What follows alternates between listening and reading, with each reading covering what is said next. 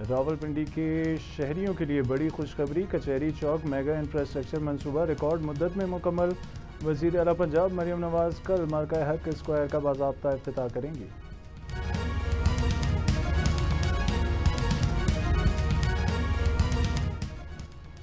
وزیر اعظم محمد شہباز شریف کے دورہ چین کا شیڈول طے ہو گیا، چینی قیادت سے اہم ملاقاتیں اور اربوں ڈالر کا معاہدے متوقع۔ زراعت، آئی ٹی اور توانائی سمیت مختلف شعبوں میں تعاون کے لیے متعدد مفاہمتی یادداشتیں طے پانے کا امکان ہے۔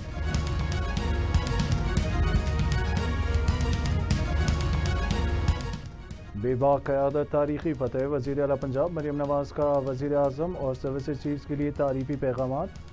مارکہ حق کی کامیابی کو ہر پاکستانی کا فخر قرار دیا۔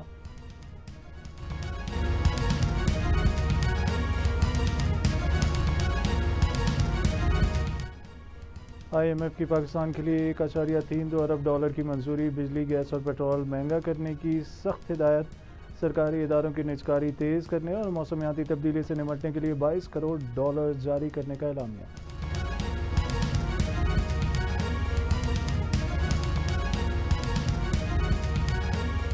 حکومت نے پیٹرولیم مصنوعات کی قیمتیں بڑھا دیں، پیٹرول پر لیوی 14 روپے فی لیٹر، ڈیزل پر 15 روپے فی لیٹر اضافہ۔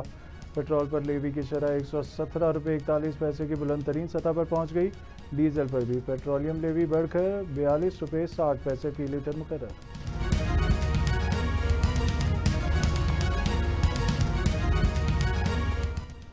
ہنگو میں فتنہ الخوارج کے 100 سے زائد دہشت گردوں کی دراندازی کی کوشش ناکام، پولیس اور سی سی ڈی کا مشترکہ آپریشن اسکول اور پہاڑی علاقہ کلیئر کرا دیا۔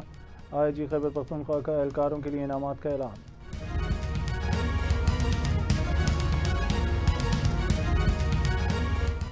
امریکہ ایران مذاکرات کی اسلام آباد میں بحالی کا امکان، وال اسٹریٹ جرنل نے 14 نکاتی مفاہمتی یادداشت کا انکشاف کر دیا۔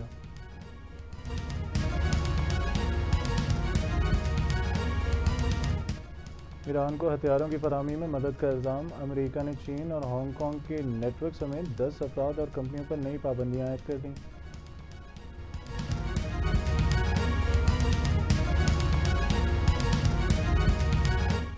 حتمی نتیجے پر پہنچنے کے بعد ہی اعلان کیا جائے گا، اپنا کام کر رہے ہیں، تجاویز پر غور کر رہے ہیں، کسی بیرونی ڈیڈ لائن کو نہیں مانتے، ترجمان ایرانی وزارت خارجہ کا دو ٹوک موقف۔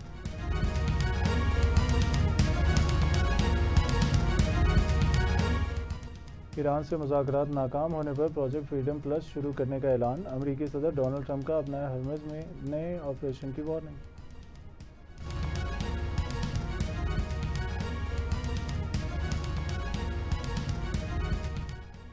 ثانیہ 9 مئی کے 3 سال مکمل، پنجاب پولیس نے مقدمات اور عدالتی کارروائیوں کی تفصیلات جاری کر دیں، بانی P T I Hare case میں ملزم نامزد، شاہ محمود قریشی بری، 3 سال میں صرف 22 مقدمات کا فیصلہ ہو سکا۔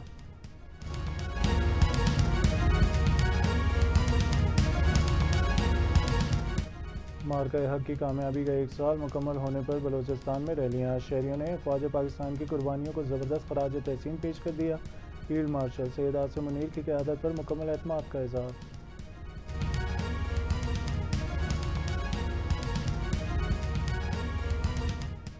ورلڈ اسکواش چیمپئن شپ، پاکستان کے نور زمان کا شاندار آغاز، مصر کے ایڈم ہول کو شکست دے دی، عاصم خان کو پہلے راؤنڈ میں ناکامی۔